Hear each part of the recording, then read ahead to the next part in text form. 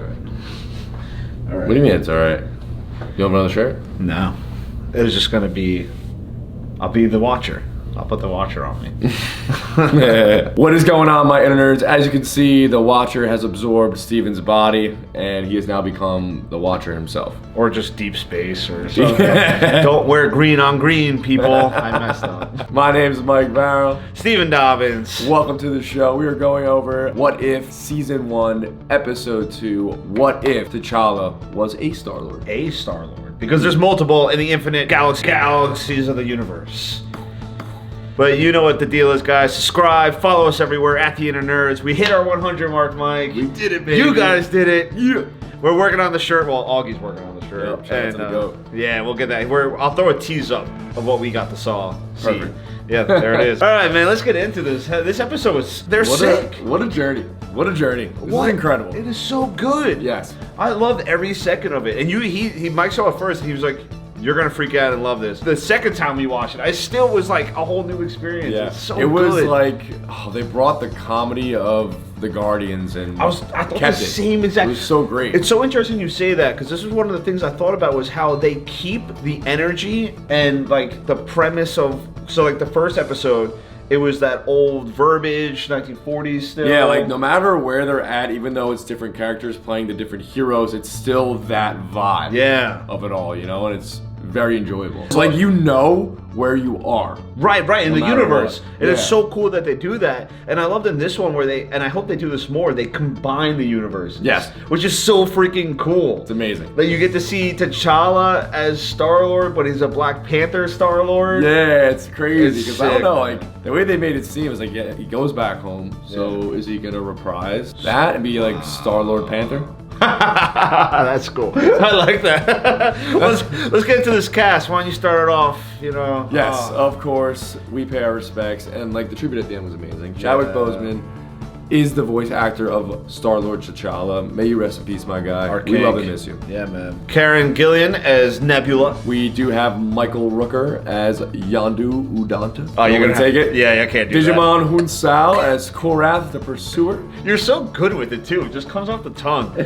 John Candy as T'Chaka. Josh Brolin as Thanos. Benicio del Toro. Very good. I don't know how to say his real name. Tandler. Tanalier. The Collector. The Collector. Kurt Russell as Ego, of course. I can't believe they got Kurt Russell for like a line. Literally a sentence. That was great. Sean Gunn's back as Craiglin. Chris Sullivan as Taserface. I love Taserface. He was great. And then Seth Green as Howard the Duck kills it. And then of course we have Ophelia Lovabond as Karina, who they give such a nice like flip of the script. Yeah, like got you back. Yeah. Mofo. So yeah, we're over at Morag. Back on Morag, just the same way as Volume 1 starts as well, with our Star-Lord now as T'Challa stealing the Power Stone. Yeah, which we never even get into. They're like, whatever, no Infinity Stones here, it's fine. Yeah, we never really get into that too much. Whatever. Hey, it's cool. Well, what's your initial reaction to this episode? How did you feel? What was like? I really loved it. I really enjoyed it. I really like all the dualities. Yeah. Like this Star-Lord versus, you know, Peter Quill's version of Star-Lord. Yeah. How like we have like everybody knows of Star-Lord apparently. He's famous. Instead of he's well known to be this amazing guy that just you know, he's a Robin Hood, rectifies worlds and stuff. We also have like even like the weaponry, like how he first took the Power Stone, and that same device that was used, like Peter Quill's Star-Lord had them suck his enemies in. This one pushed them out. Very cool. That's cool. That is cool. That is cool. Very cool to see that. Cool.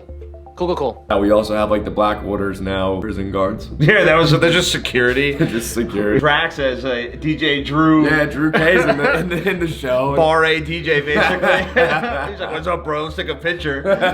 Thanos is good. T'Challa talked him out of destroying half the world.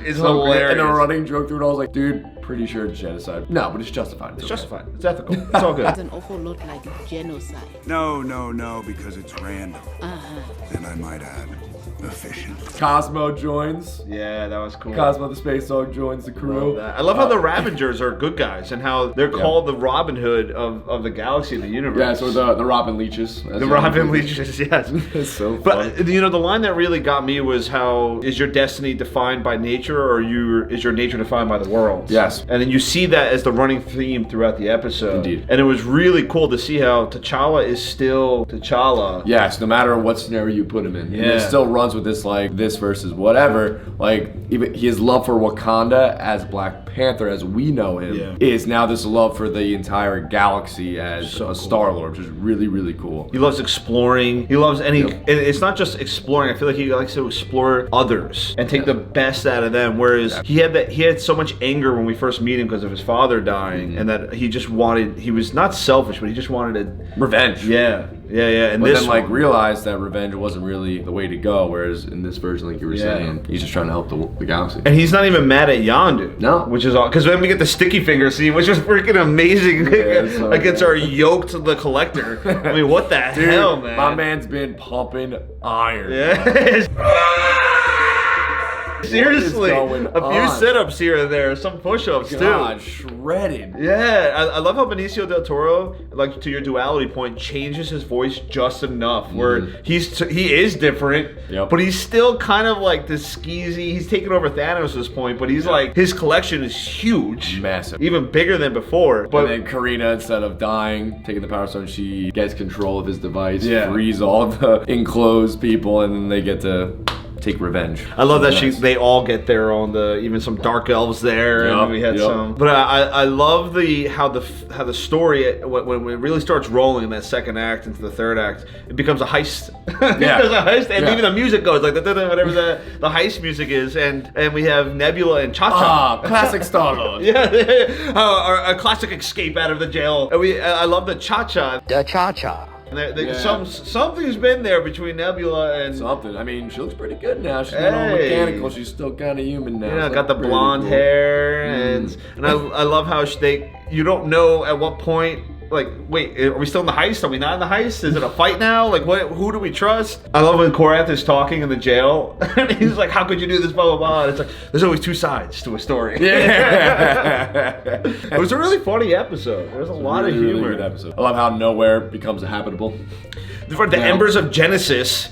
It was kind of ironic how they use it to kill someone, only for it to like blossom. The way they even use it was very Guardians-like. Yes. Like you would only see that in the Guardians. Of course. The thing that's supposed to like heal planets, which is why they're going for it, kills the people chasing them. Yes. Which is like, wow, nice. And then the ending of the episode is very, very cool. It's Peter Quill working the Dairy Queen, where Ego planted his seed back in Volume 2, and he gets confronted by Ego, saying, let's go. Right. Like, oh shit, it's going down. And the Watcher's like, yeah, he's probably gonna, the world's over. The world's ending. But anyway.